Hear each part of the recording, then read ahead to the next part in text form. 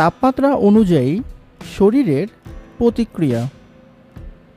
তাপমাত্রা যদি 40 থেকে 44 ডিগ্রি সেলসিয়াস হয় তাহলে সামান্য পোড়া, লাল হয়ে ফুলে যায়, ব্যথা হয়। অনেকক্ষণ থাকলে ফার্স্ট ডিগ্রি বার্ন হতে পারে। তাপমাত্রা যদি 45 থেকে 50 ডিগ্রি সেলসিয়াস হয় তাহলে প্রথম ও দ্বিতীয় ডিগ্রি পোড়া শুরু হয়, ফোস্কা পড়তে শুরু করে, কিছু সেল বা কোষ নষ্ট হয়ে যায়।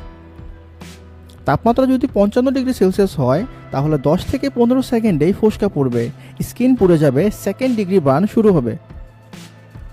তাপমাত্রা 60 ডিগ্রি সেলসিয়াস হলে কয়েক সেকেন্ডেই চামড়া ক্ষতিগ্রস্ত হয়, গভীর ফোস্কা, চামড়া ওঠা শুরু করে। 100 ডিগ্রি সেলসিয়াস হলে কয়েক সেকেন্ডের মধ্যে সেকেন্ড থেকে থার্ড ডিগ্রি বার্ন শুরু হয়ে যায়, চামড়া পুড়ে ফেটে যেতে পারে।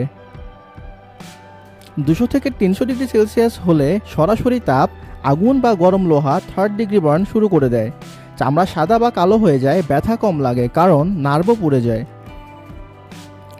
500 থেকে 1000 ডিগ্রি সেলসিয়াস হলে আগুন বা বিস্ফোরণ, গভীর বার্ন, হাড় পর্যন্ত পুড়তে পারে, অনেক সময় মৃত্যু ঘটায়। মিলিটারি বা ফাইটার জেট বিমান ক্র্যাশে তাপমাত্রা প্রায় 1200 থেকে 2000 ডিগ্রি সেলসিয়াস পর্যন্ত উঠতে পারে। তাহলে একবার ভাবুন কতখানি কষ্ট পেয়ে বাচ্চাগুলো মারা গিয়েছে। সবাই তাদের জন্য প্রাণ ভরে দোয়া করবেন।